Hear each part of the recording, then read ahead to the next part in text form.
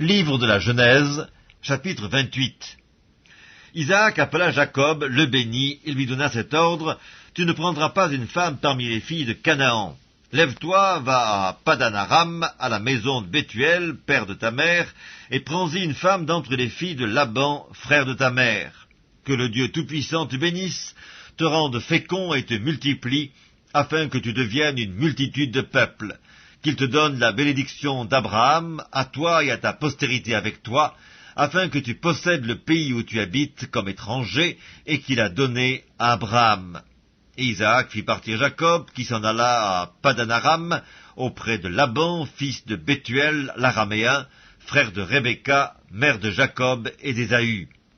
Ésaü vit qu'Isaac avait béni Jacob, et qu'il l'avait envoyé à Padan-aram pour y prendre une femme, et qu'en le bénissant, il lui avait donné cet ordre: Tu ne prendras pas une femme parmi les filles de Canaan. Il vit que Jacob avait obéi à son père et à sa mère, et qu'il était parti pour Padan-aram. Ésaü comprit ainsi que les filles de Canaan déplaisaient à Isaac son père. Et Ésaü s'en alla vers Ismaël. Il prit pour femme, outre les femmes qu'il avait, Mahalat, fille d'Ismaël, fils d'Abraham et sœur de Nebajot.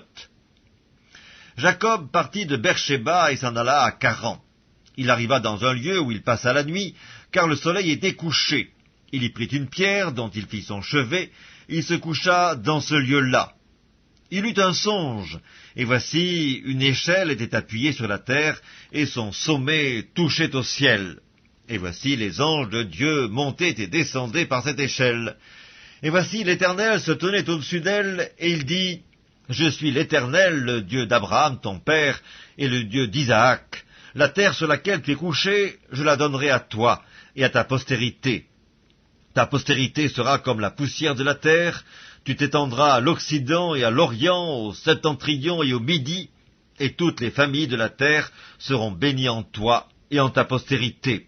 Voici, je suis avec toi, je te garderai partout où tu iras, et je te ramènerai dans ce pays, car je ne t'abandonnerai point que je n'ai exécuté ce que je te dis. Jacob s'éveilla de son sommeil, et il dit: Certainement, l'Éternel est en ce lieu, et moi je ne le savais pas. Il eut peur, et il dit: Que ce lieu est redoutable! C'est ici la maison de Dieu, c'est ici la porte des cieux. Et Jacob se leva de bon matin. Il prit la pierre dont il avait fait son chevet, il l'adressa pour monument, et il versa de l'huile sur son sommet. Il donna à ce lieu le nom de Béthel, mais la ville s'appelait auparavant Luz. Jacob fit un vœu en disant: Si Dieu est avec moi et me garde pendant ce voyage que je fais, s'il me donne du pain à manger et des habits pour me vêtir, et si je retourne en paix à la maison de mon père, alors l'Éternel sera mon Dieu.